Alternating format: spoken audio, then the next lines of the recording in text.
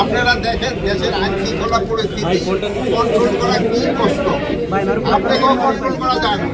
আপনাদের থেকে আমি বললাম যে আপনারা 3 জন লোক দিয়ে দেন, 3 জন ক্যামেরা দিয়ে দেন, আপনারা নিজেরা ডিসিশন নিতে পারলেন না। আমার কথাগুলি আপনারা টিভিতে প্রচার করে যে আপনাদের আমরা বললাম ঠিক আছে আপনারা আসেন, কিন্তু আপনারা কিন্তু পারতেছেন। আইন শৃঙ্খলা পরিস্থিতি এরকম। এই জন্য আপনাদেরকে আমি অনুরোধ করবো যে আপনারা সত্যি ঘটনাটা প্রকাশ করবেন। এখানে সত্যি ঘটনা প্রকাশ করলে জনগণেও উপকৃত হয়, দেশের আইন শৃঙ্খলা পরিস্থিতি উন্নতি। আর এই উপদেশটা আপনার কথার মধ্যে একটু কথা বলতে চাচ্ছিলাম। আমার কথাটা শেষ হচ্ছে না।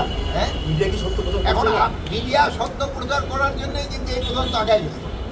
বান্ডেল থাকলে প্রতি সেনমানিতে টাকা বাঁচবে। বিকাশ সেনমানি বান্ডিল কিনে জিতুন প্রতি লেনদেনে।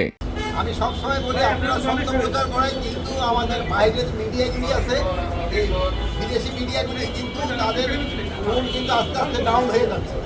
তারা কিন্তু এখন আর আগের মতো সরব হইতে পারে না, যেহেতু আপনারা সত্য ঘটনা প্রচার করেন। আর আমি আপনাদের এখানে বলতেছিলাম যে আপনারা যদি নিজেরা এইভাবে সব কিছু করেন তবে কিন্তু আমরা আরও বেশি খবর দিতে পারি। যেমন আমি আপনারা আজকে যাচ্ছিলাম যে আপনারা আমার সাথে অল্প কজন, কিন্তু ভিতরে এত লোক নিয়ে তো ঢুকে যাবেন, আপনারা আসেন পরে আপনারা আবার আরেকজনকে দিয়ে দিয়ে এইটার জন্য আপনাদের আমি একটু সবার সাথে 5 আগস্টকে কেন্দ্র করে এখন দেশের যে পরিস্থিতি, আপনারা সতর্কবার্তা জারি করেছিলেন, বর্তমান পরিস্থিতি কি সামনে কোনো শঙ্কা রয়েছে কিনা?